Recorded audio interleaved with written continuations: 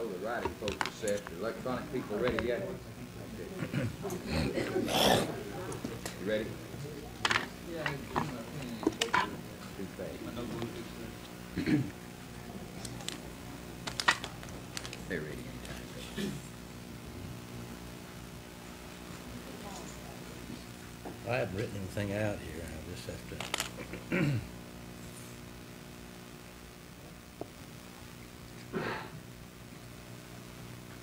Don't tell me they're ready. They're ready now.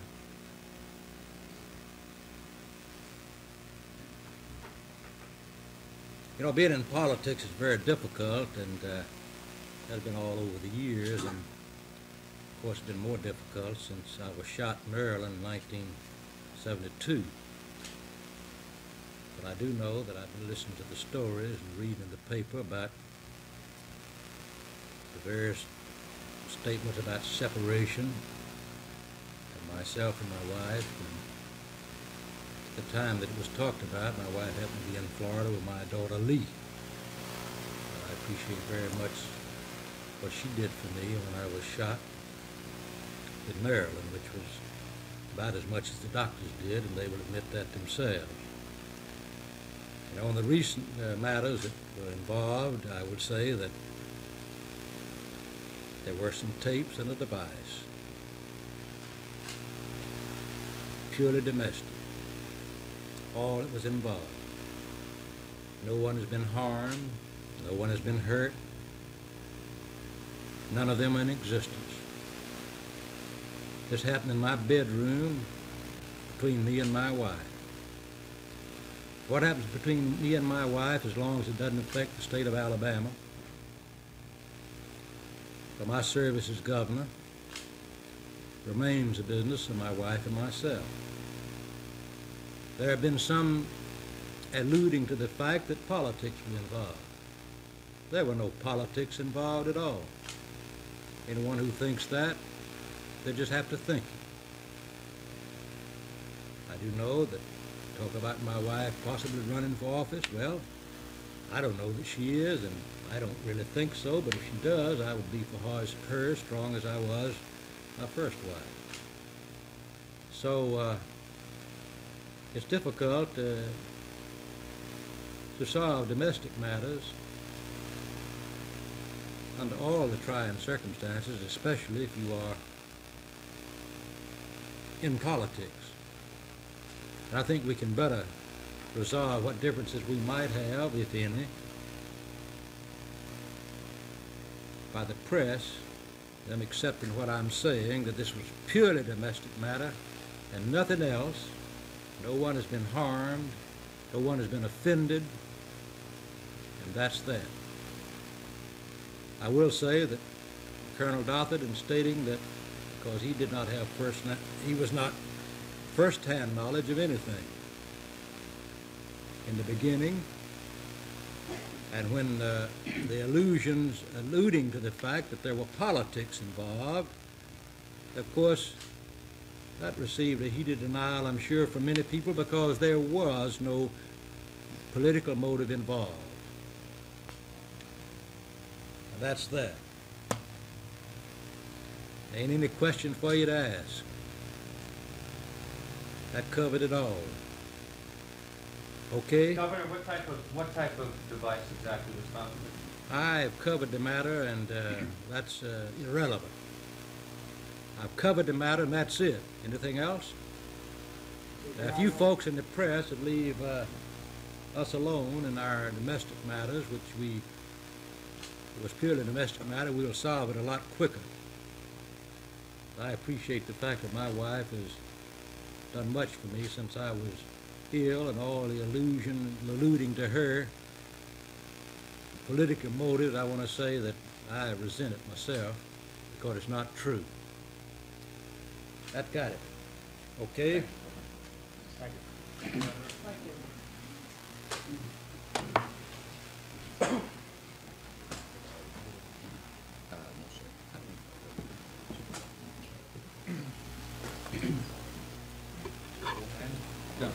Just that device you were telling me about the other day. Well, that I thought you were taping. You were taping. no, here it is. What position do you take on this situation, Your Honor?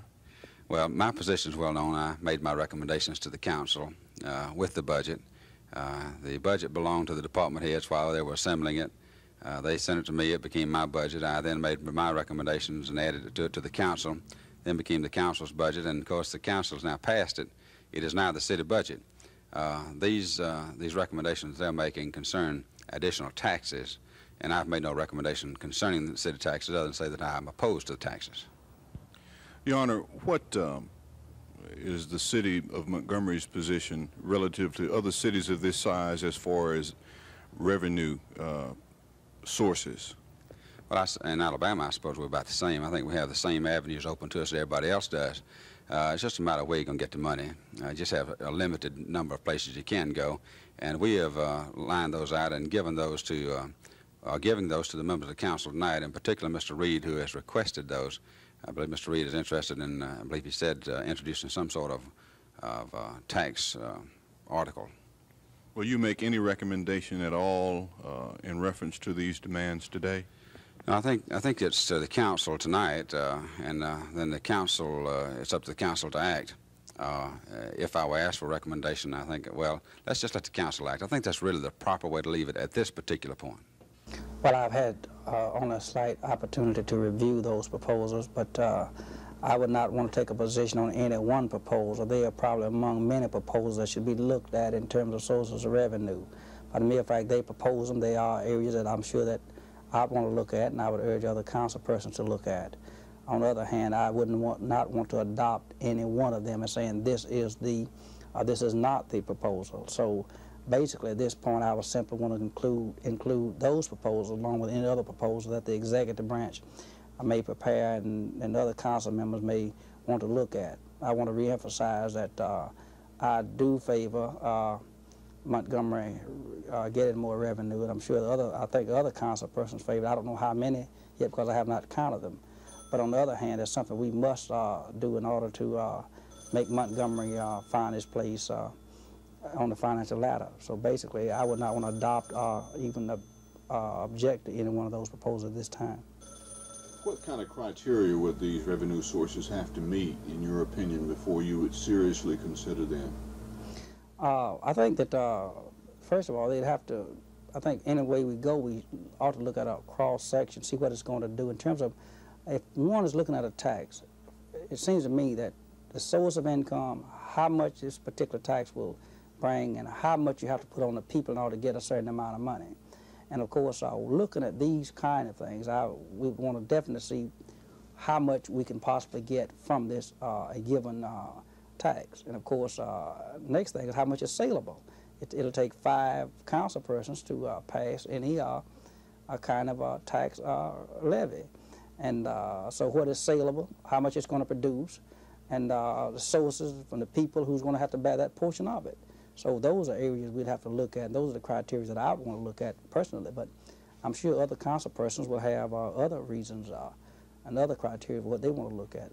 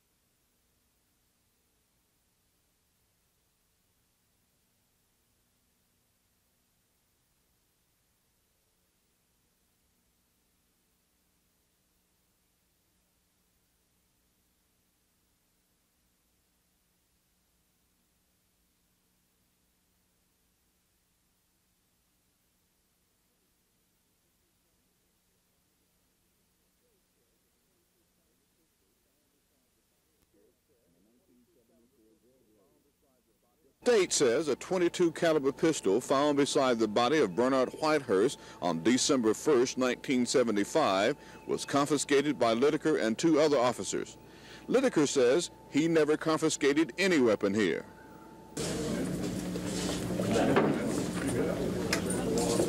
What you doing talking to me? All right, so don't talk to me.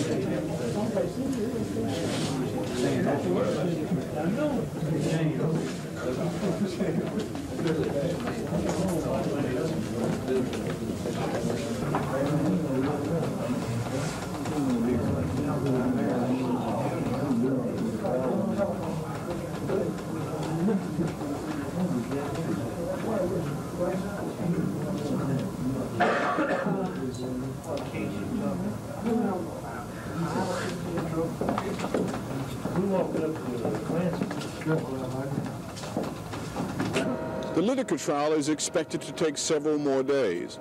One of the star witnesses for the state is expected to be ABC agent for the state of Alabama, Gary Jones. It is unclear as to what he will testify to.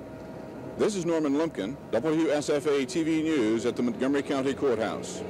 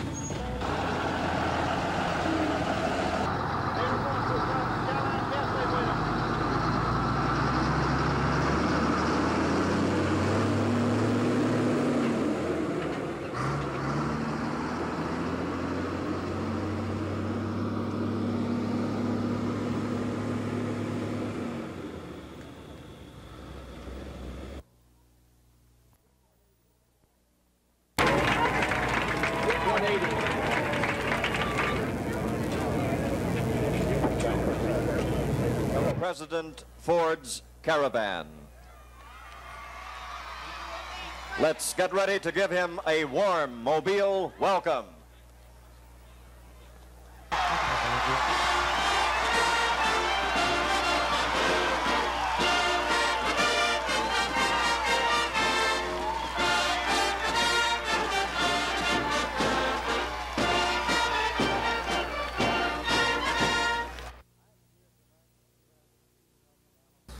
I'm here tonight, Mr. President, as the governor of Alabama.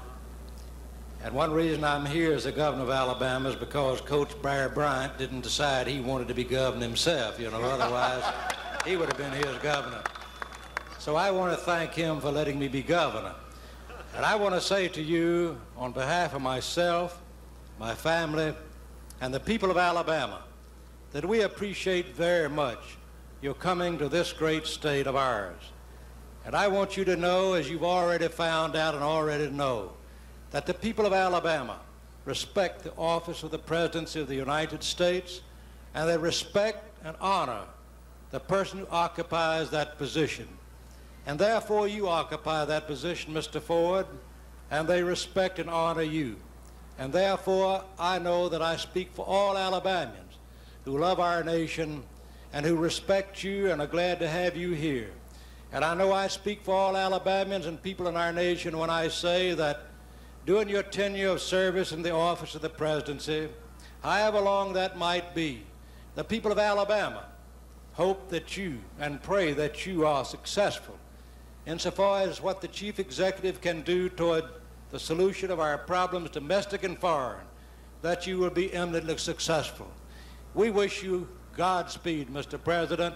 You have honored us by coming to Alabama. Thank you very much, Mr. President.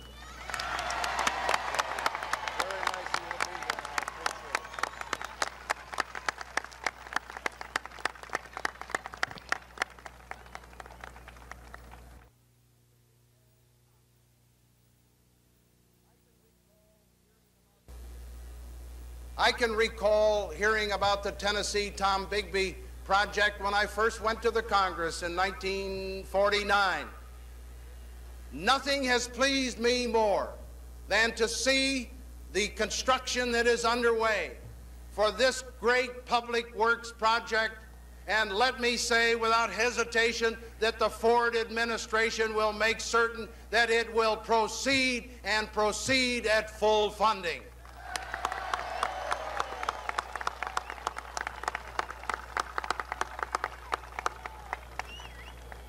In 1976, we recommended about $65 billion. In 1977, it was about $85 to $90 billion. And the latest figures for planning for the next fiscal year, something over $100 million. That's the kind of support that the Ford administration gives to the Tennessee Tom Bigby, a good project which we want not just for you, but for all America.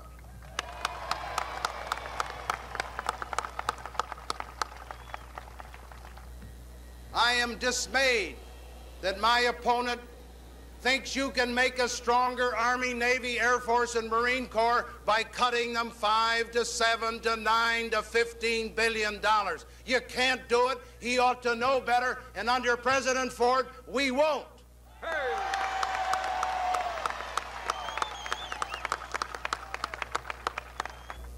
Can I ask you a favor? We've got a big election November 2nd. I want your support. Can I have it?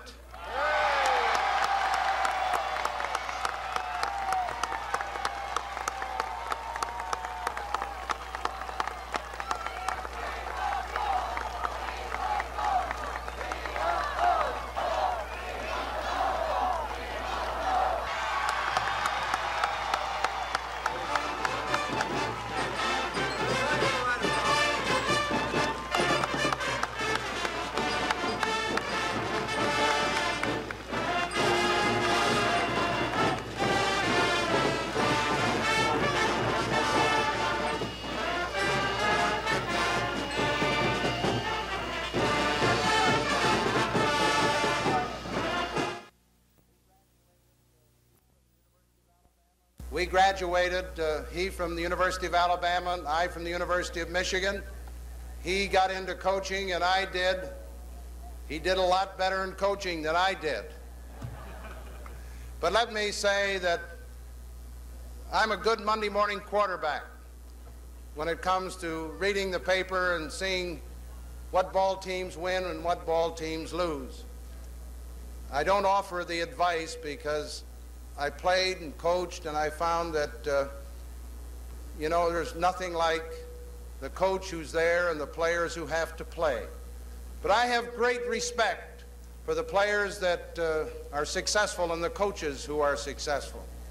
And I want to commend all of you here in the great state of Alabama for not only having a great university and a great university at Auburn,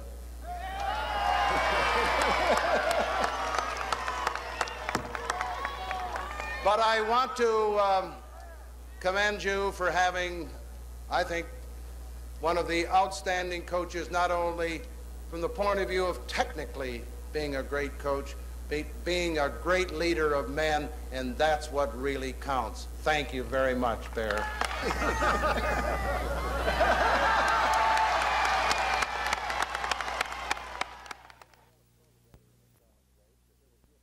Governor Wallace Dallas told the gathering in Selma today that there would be about 7,100 persons displaced by the possible closing of Craig Air Base.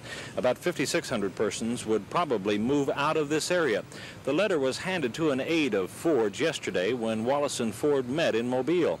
Also in that letter is an estimated total increase in the unemployment in the Selma-Dallas County area of some 1,900.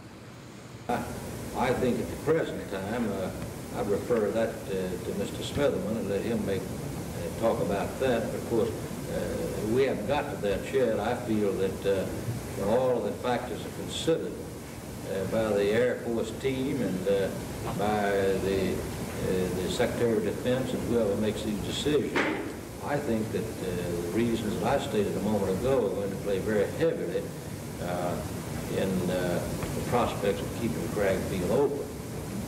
Because, you know, we have so many government programs today that are proposed to help people come from low income to middle class status. And we have a program here that in effect has been doing that for years and years, while at the same time providing a cog in the military machine of our nation. And therefore, when you kill 3 or 4 birds with one stone, I see no need to close an Air Force base in a section of the country that has been doing something that they have government programs on top of government programs designed to do that are more costly and do not provide the same efficient, good results of a more strong and adequate national defense. Governor, so you won't misunderstand, we don't plan, or this is not the committee's plan. The committee is trying to do just what the governor said, is to come up with legitimate, honest statistics for the environmental study, and then the base stand on this record of efficiency. We believe we can do all of that, and this is what the governor's helping us do and making testimony here and various business officials. But if it reaches a point where they won't give us a fair day in court, there's nothing wrong, since we're one of the best 5 out of the 7 air bases. We're not just saying leave Craig Field out here for Selma's economy. We say if you have to cut 2 of your sorrier bases. Don't cut one of your best 5 out of the 7. And secondary effect, as the governor's brought out, it would dislocate minority people, low income blacks and whites. It would cause an increase in cost of other programs. That's not economy. And we might even go and get a federal injunction, which has been done before, to prevent the closure of it. But that's a side issue that could come later on. There will be a direct payroll loss in the Selma and Dallas County area of about $34.5 million. And that also means about a 10% increase in unemployment. That also means about 17% loss in county-wide retail sales. All of those figures add up to big problems if Craig Air Base is closed. Clark Edwards, WSFA Television News, Selma, Alabama.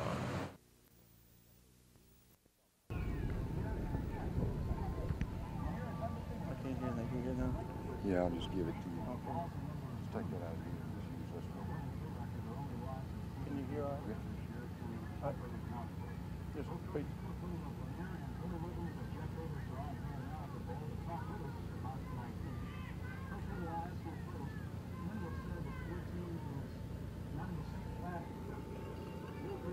We're both 4A football teams. I don't know what to tell them about.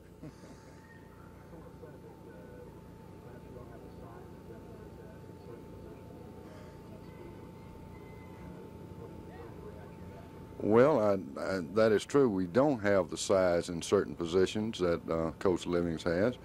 We have fair speed.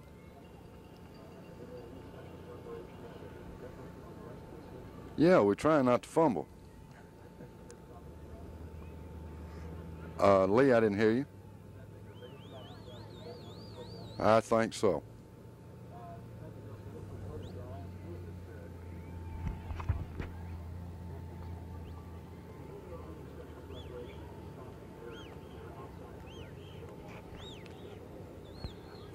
Lee, we had a little problem here, and you understand you said if we made any special preparations for the outside game. Well, we haven't, because our defense, we try to keep set pretty much all year, and we've worked an awful lot on recognition this week. I think that's probably what most any football team would do. Lanier 4-0, and we're 3-1, and we feel like some of the things we've done must be pretty good. So we pretty much are staying with what we've done all year. We have worked an awful lot on recognition, though.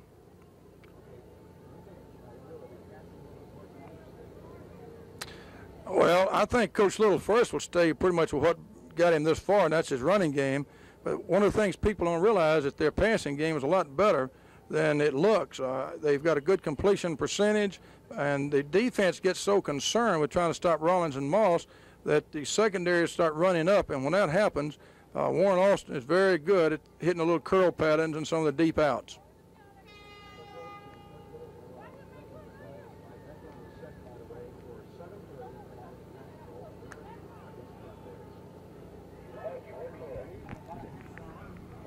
You better get this oven fixed because it didn't work at all. Cliff's works pretty good. I'll keep them separated for you. Well, the radar is installed, called a local use radar, and it's going to be for our use here at Montgomery. And it's going to be very beneficial to our area. We have 31 counties in the south part of Alabama that we are responsible for issuing storm warnings. So this will give us a direct look into all these counties for our issues of issuing of storm warnings, like tornado warnings and severe thunderstorm warnings. And this radar is homegrown in a sense, right? Where was it made? It was built in Enterprise, Alabama, and it's sold throughout the world. It's one of the latest things in radar. It's all solid state, and it has all the latest features on it for a weather radar. So it's one of the finest in the world. Something else that's new to come soon to the Danley Field Weather Service office is the broadcasting business. Tell us about that. We're getting what we call the NOAA radio. It's NOAA, standing for our organization, VHFM radio. We will be broadcasting on 162.40 megacycles or megahertz here in the Montgomery area. Now this is just an addition to the present means of transmitting weather through the news media. Channel 12 and the radio stations here in this area have a direct hookup to the weather office that they transmit continuous weather information. And the weather radio you're speaking of, the NOAA weather radio, will be broadcasting strictly weather information 24 hours a day, is that right? Yes, it'll be a continuous broadcast type thing, and mainly it will be beneficial for warnings, storm warnings. I see. And any idea when that's likely to go into operation? It'll be soon. We hope soon anyway. Very soon. One final question, and that is, what sorts of information will be on the weather radio during normal circumstances? Certainly during severe weather, we'd expect to hear tornado watches or warnings and such, but what sorts of things can the public expect to find on the weather radio during normal times? Normally we would put out probably the daily or the hourly weather, our local temperature and wind speed direction, and our pressure, and our forecast, probably a 5-day forecast, and in seasons probably a golf forecast, because we have a lot of people that go down to the golf on vacations. So it'll have this general type information continued. Finding you.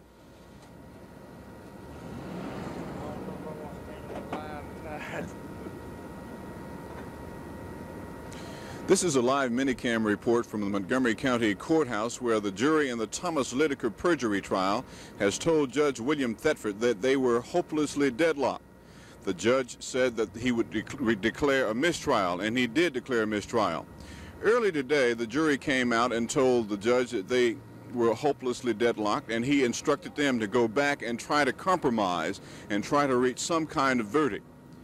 Again, they came out about 15 minutes later and said that they would like to hear a tape of a 1974 grand jury proceedings where District Attorney Jimmy Evans asked Thomas Lydecker about some guns taken in a 1974 raid. The jury asked to hear those again, and they did hear them. They went back inside the jury room. They were locked in for several more minutes, and they came out just a few minutes ago, and once again they told Judge Thetford that they were deadlocked and could not reach a verdict. The judge declared a mistrial. Several of the women jurors appeared to be crying. We tried to attempt to get a poll of the jurors to see how they voted, but no one would comment. This has been a live report from WSFA TV News at the Montgomery County Courthouse. At the same time, Coach Barfield was looking for a small helmet decal to award deserving players each week, Randy Brown, a student, was redesigning the Auburn insignia as a part of his thesis in visual design. Well, the two got together, and before you could say War Eagle, Coach Barfield's search was over, and Randy Brown's design was a success. The next step for the coaches was to set up a grading scale for awarding the decals each week. Of course, we give a decal to a young man when he causes a fumble. Then, of course, we give a decal when they cover a fumble.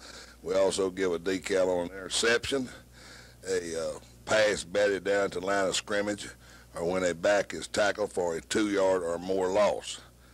Again, we give a decal to the leading tackler and the man that makes the most big plays in a game. So this pretty much sums up our decal giving, and we'd like to give a truckload each week, believe me.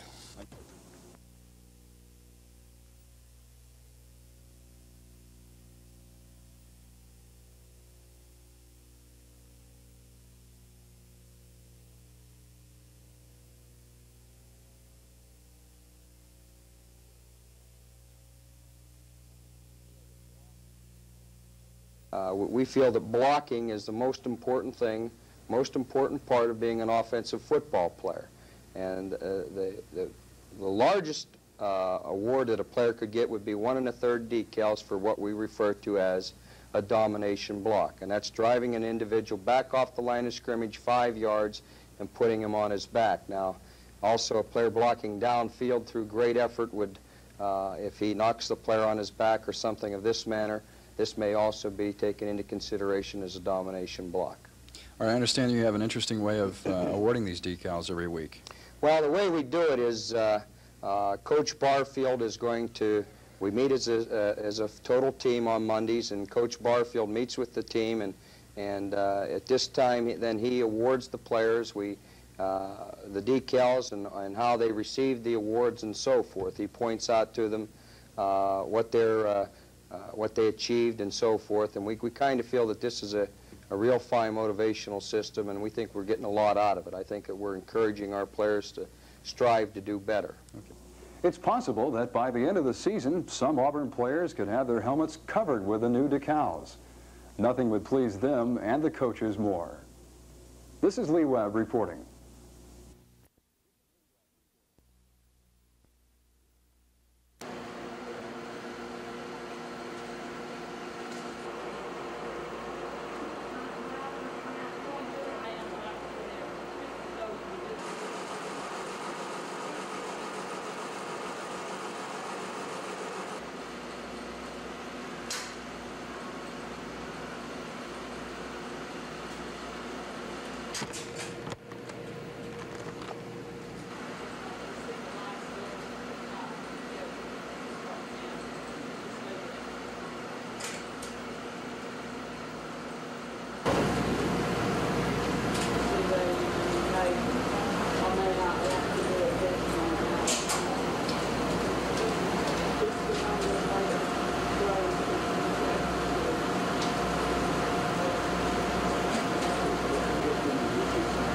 Really, it's a public health program to show the public that the country's not being contaminated by environmental radiation, whether it's from fallout or from some other man-made source of radiation.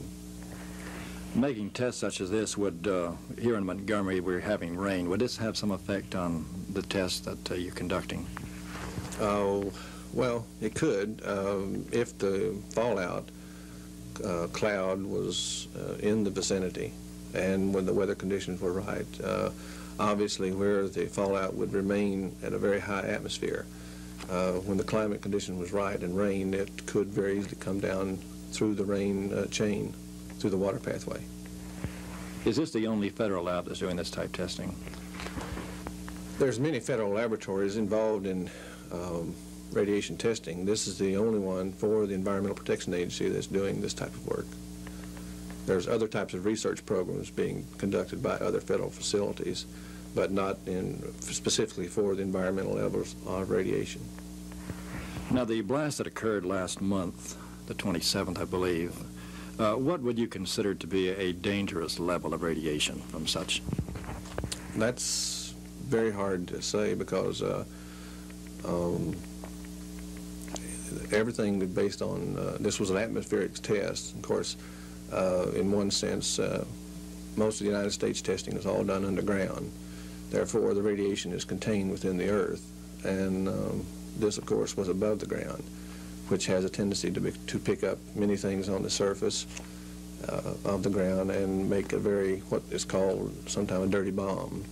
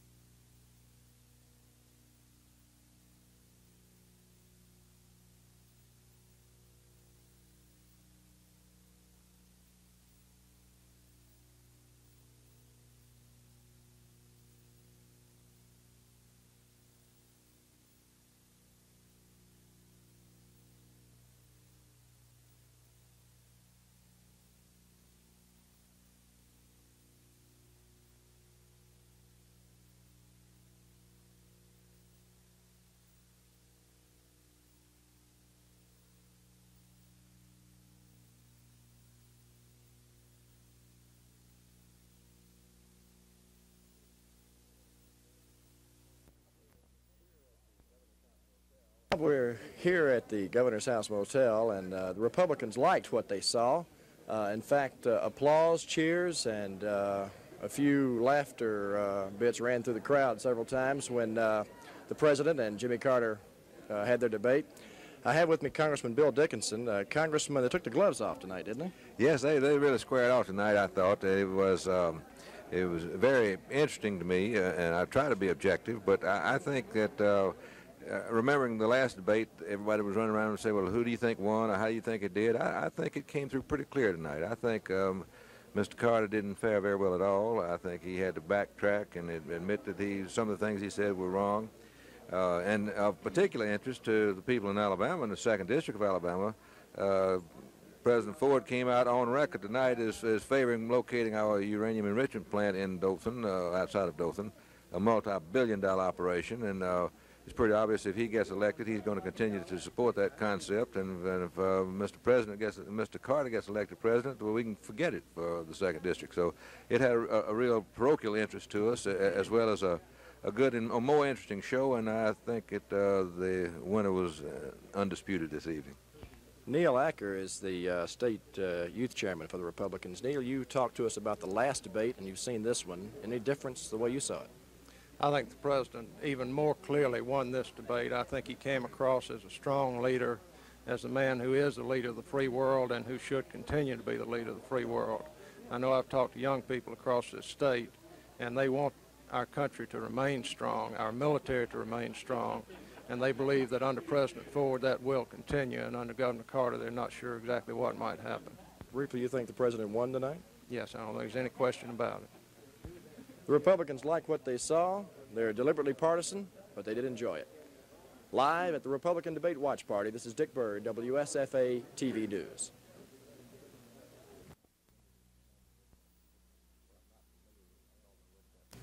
Well, I'm not familiar, Norman, with that particular research. However, in our own state, the mere desegregation of schools in some communities has not caused white flight. In some it has. I think it depends on a lot of factors other than simply desegregation. The community structure prior to desegregation, the type community it is, of many factors, but to simply say that desegregation has caused white flight in every community is not true in our state. Do you think that it depends on how it's planned and how many people in the community is involved in the initial discussion about coming desegregation? Does that have an effect on people moving out? I'm sure it does, and I think the proper planning, long-range planning for it, will cause less of the real serious problems and less white flight. I think we'd be less than honest, however, to say that there'll not be some white flight in any case, but certainly the wider planning you have, the more people involved, and the more honestly people deal with the problem, I think has a lot to do with it. Mr. Piven, in your estimation, do you feel that both candidates last night showed an improvement, a great improvement over their first debate? Yes, I think that's the case, George. Both of them did, and of course, Governor Carter appeared to be much more relaxed and at ease in this debate than in the first one. Well, I think the President improved. I think he was in what is one of his strongest areas. I thought Governor Carter was very indecisive on many occasions. I would say the President improved tonight, and I don't believe Governor Carter did. Do you feel as a Democrat that President Ford possibly was indecisive in some of the responses he gave? Well, of course, I thought so at the time, and having had an opportunity to visit with a number of people today, and since they've had sufficient time to reflect on the debates, it seems that a considerable issue was taken with President Ford's comments with respect to Poland and Czechoslovakia not being under the influence of Russia and the communist regime there. Well, I think there were several times there when Governor Carter hesitated for, you know, what seemed like a minute or so. I'm sure it wasn't that long, but I think it came through clearly to me that President Ford is knowledgeable in the areas of defense and foreign policy. He's in control, he's in command, And Governor Carter's just groping for campaign issues. He's just trying to, you know, pick at anything he can to find a campaign issue. And I think it's because the polls have shifted that Governor Carter's running scared now, and he's just trying to pick on anything he can. Do you feel that Mr. Carter was ever without a good reply to the questions that he was asked to field? I felt that he was better prepared this time than the past, and I think he probably convinced some people that he has better responses to questions than had been attributed to him by the Republican Party in the past. You think the gloves came off tonight because the election is so close now? Well, I think they came off on Governor Carter's part because he's afraid. I think he's afraid that he's losing in the polls, that the momentum has clearly shifted President Ford. And I believe for that reason he took some punches that may be considered below the belt. But I think the gloves came off for that reason. Do you feel that the debates or the debaters took off their gloves, so to speak, in the debate?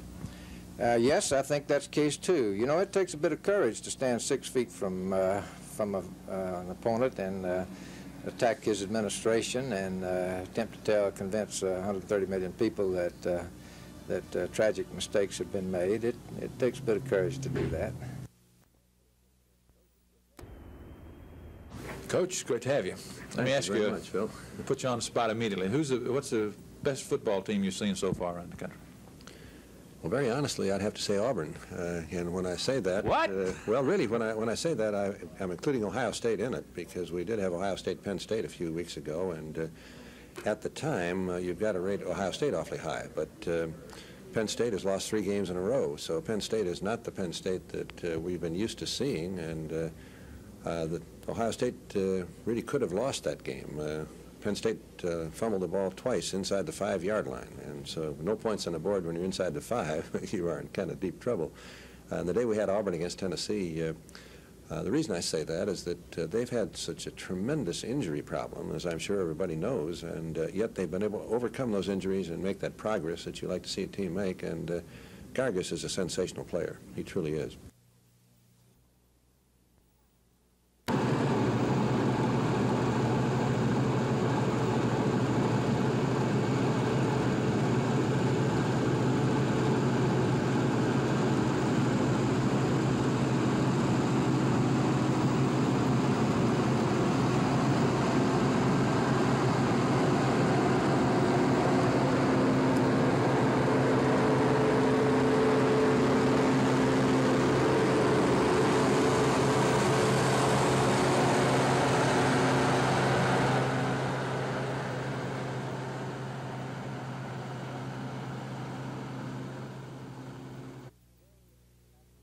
In the spring, after we got it planted, we had a cold spell that kind of hurt us, a lot of people. It stopped the cotton from growing somewhat. But then other than that, we really haven't had too many troubles. We had a pretty good summer, had about the right amount of rainfall, and gotten off to a fairly good start this fall for our picking program. Do you find that there's more of a demand now for cotton than there has been in recent years? Yes, it looks like the demand for cotton this year is going to be pretty good. We hope it is, but the carryover from 1975 looks like it's fairly low, and we hope that this will produce a fairly good demand for this year's cotton crop. What would you consider to be a good cotton crop? Well, speaking for us, we like to pick a bale to the acre. We're talking about roughly 500 pounds of ginned cotton. Other people get a better yield, but on the type of land we farm, we figure this is a real good yield. Do you think that's what you'll get this year? It looks like it. Right now, everything we've picked has been about a bale to the acre. What kind of prices are being quoted on cotton right now?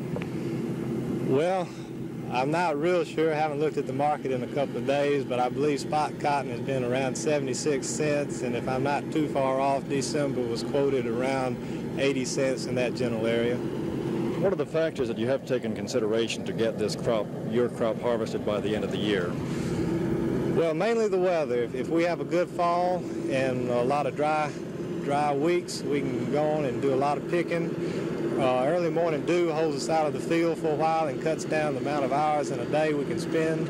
And also rainy weather like we just had in the past week keeps us out. We missed approximately 4 days of picking due to that rainy weather. If we have good weather, dry weather like it is today, we ought to roll along pretty good.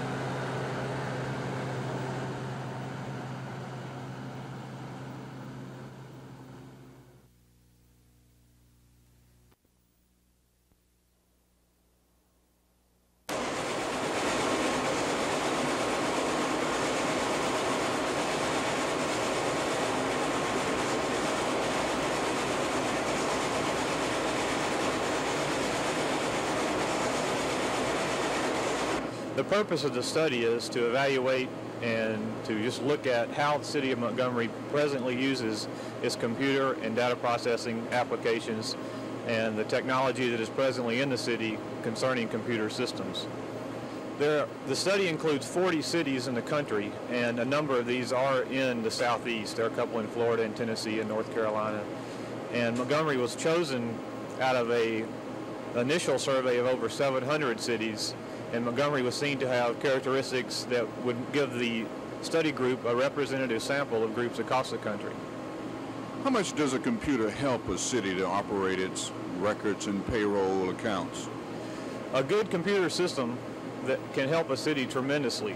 Montgomery is fortunate to have the system it does, but the potential of the use of computers is amazing, and really Montgomery, like I say, right now it does have a lot of its financial information and budget information automated, but there's a wide area of applications that the city is going to be getting into in the future. What percent of the records are computerized in this city presently? The financial data and the budget information, I would say it's close to 80 or 90% maybe. In other areas, we are now developing systems. A lot of the information and daily record keeping will be automated so we can store it and maintain it and use it whenever we want to and however we want to.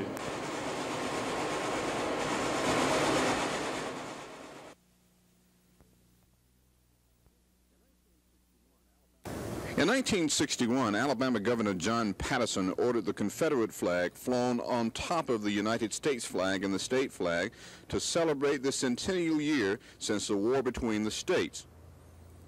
In October of 1975, almost a year ago, State Representative Alvin Holmes brought a lawsuit against the state to rearrange those flags. Today, Governor George Wallace ordered the ground staff to rearrange the flags. In his lawsuit, Representative Holmes said that the flag arrangement violated the state and federal laws pertaining to flag codes. He also said the Confederate flag flown atop the United States flag reminded all blacks in this state of the vestiges of slavery. He also said it humiliated black citizens who lived in Alabama. So, almost a year ago, Alvin Holmes brought a lawsuit, and today Governor George Wallace, without any explanation, ordered the flags rearranged, and now the American flag flies atop the Alabama state flag and the Confederate flag. This is Norman Lumpkin, WSFA TV News at the Capitol. I hope it won't hurt. I'm sitting there relaxed. Good. Go home and take a nap. He's so relaxed. That's what to do. I'm nervous. Okay. Just relax. Okay. That's all there is. It's not bad. You ain't making much face as the governor did.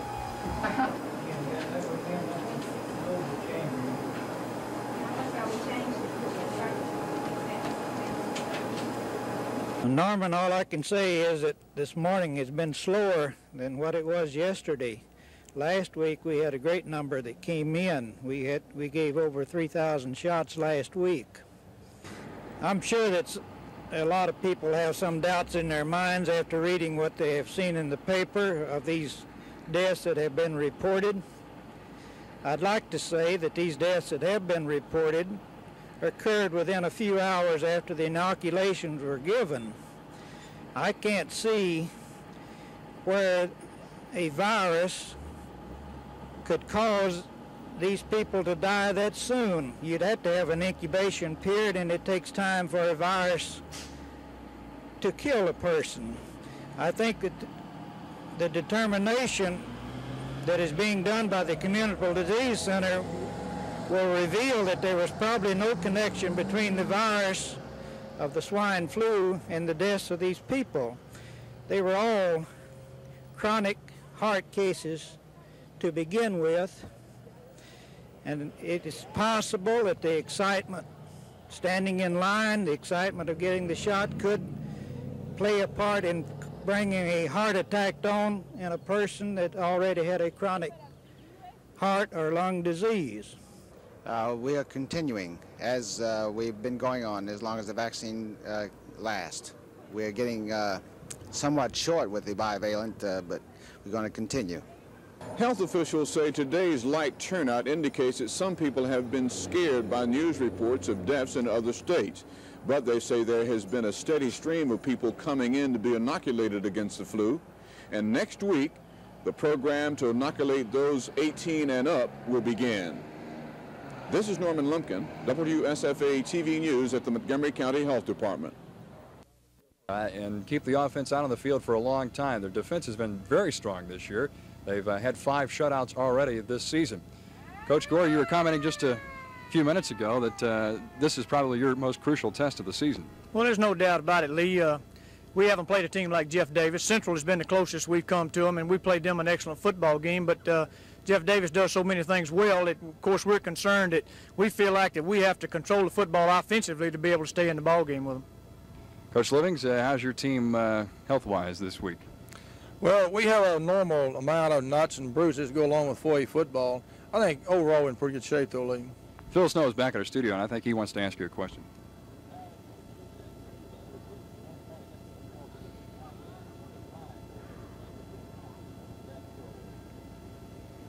Well, we're using the end around a little more to Kenny, and we're throwing throwback passes and a few out patterns to Kenny, trying to take advantage of his size in the secondary. So we're working on it. We're hoping to do a little better even tonight. Phil, I imagine we're going to have to do just about everything that there is can be done to try to move the football against Opelika. You know, they do have 5 shutouts, and they've been playing great defense. We're more impressed, though, with their offense. They have a good ball control team, and they have good quick backs that can break any minute. So I imagine we're going to be tested in every category tonight. We're set for kickoff at about 7:30 tonight at Crampton Bowl. Quite a nice night for football, a contrast from last week when it was rainy and windy and cold. It's just a beautiful night here at Crampton Bowl. With a live report from the Crampton Bowl, this is Lee Webb, WSFA TV Sports. Ladies and gentlemen, the Supreme Court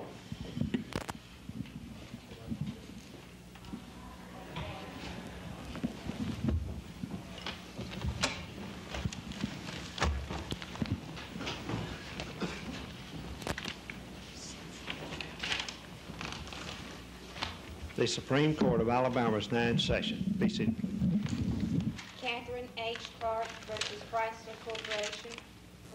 SC 1810, Wanzer Cooter as guardian versus... May it please the court. To begin with, Your Honors, this is not a classic example of a typical workman's compensation case because this was compensation for the injuries received on the job. Now, is whether or not an employer is under a duty or an obligation workman's comp insurance carrier. We don't deny that that is an issue, but that is not the central issue in the case, Your Honors. We respectfully maintain the central issue is whether or not this is a question of law or an obligation to inform the claimant or the injured employee of her rights under the workman's comp laws, or to help facilitate the claim, or to an issue I maintain in this particular instance. Were there any straightening of ties this morning when the cameras are rolling? Oh, I would imagine so. They usually will do this. We understand from Colorado that the first 2 or 3 times that a few of them maybe combed their hair real pretty, and a few of them straightened the ties, and some of them even wore blue shirts. But they say that after a while, that after 2 or 3 times, it just gets to be commonplace. They don't even know when they're on. Actually, we got involved in questioning the lawyers, and I noticed one time that there was a red light on one of the cameras, which would probably indicate it was on, but that's the only time I noticed, just one time during the entire proceedings, as to whether the camera was on or not. So I think after a while, that in a very short time, it'll be commonplace. But I was real pleased. I didn't see any interference at all. And, you know, this is what we were worried about. And I think it was conducted by all parties very responsibly, and no noise. you couldn't tell from, there were 3 cameras that were there today. You couldn't tell whether one was on from any noise. Now, some people were fearful that there might be a camera that produced noise, but your camera that you're taking right now produces no sound whatsoever, and I can't even tell whether it's on or off. So I think this is good, and it shows that we are living in the latter part of the 20th century. The central issue I maintain in this particular